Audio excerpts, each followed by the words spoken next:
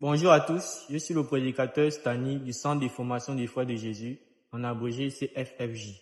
J'espère que vous portez bien, vous qui regardez cette vidéo, et j'aimerais m'entretenir avec vous sur un sujet qui fait beaucoup de polémiques dans le milieu chrétien. Plusieurs chrétiens disent qu'ils sont devenus enfants de Dieu en donnant leur vie à Jésus. Bon, on va vérifier si c'est vraiment comme ça qu'on devient enfant de Dieu dans la Bible. Si c'est vraiment comme ça, tous ceux qui disent qu'ils ont donné leur vie à Jésus partent au ciel. Mais si ce n'est pas le cas, ces gens-là ne sont pas enfants de Dieu. Ils doivent écouter le vrai évangile pour le devenir. Alors, on va vérifier dans la Bible si on devient enfant de Dieu, en donnant sa vie à Jésus. Et on va tout simplement lire la Bible de Jésus pour savoir si c'est vrai ou faux. Le premier verset que je vais vous lire se trouve dans le livre de Matthieu 22, verset 32. La parole de Dieu déclare: je suis le Dieu d'Abraham, le Dieu d'Isaac, le Dieu de Jacob.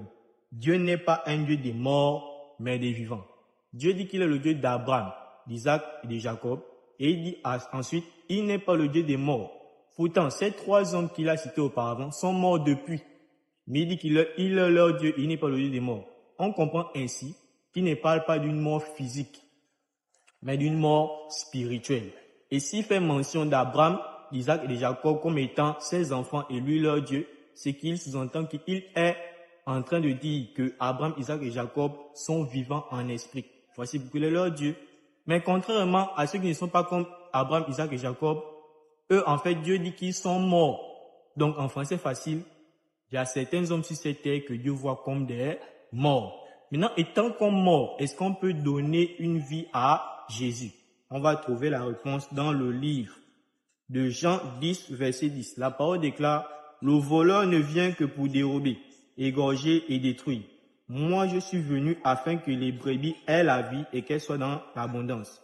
Il dit au verset 11, je suis le bon berger donne sa vie pour ses brebis. Jésus dit qu'il est le bon berger qui donne sa vie pour ses brebis. Donc, en conclusion, c'est Jésus qui donne sa vie pour les hommes et non les hommes qui donnent leur vie à Jésus, parce que tout simplement, contrairement à Abraham, Isaac et Jacob, qui sont vivants devant Dieu, le reste des hommes est mort.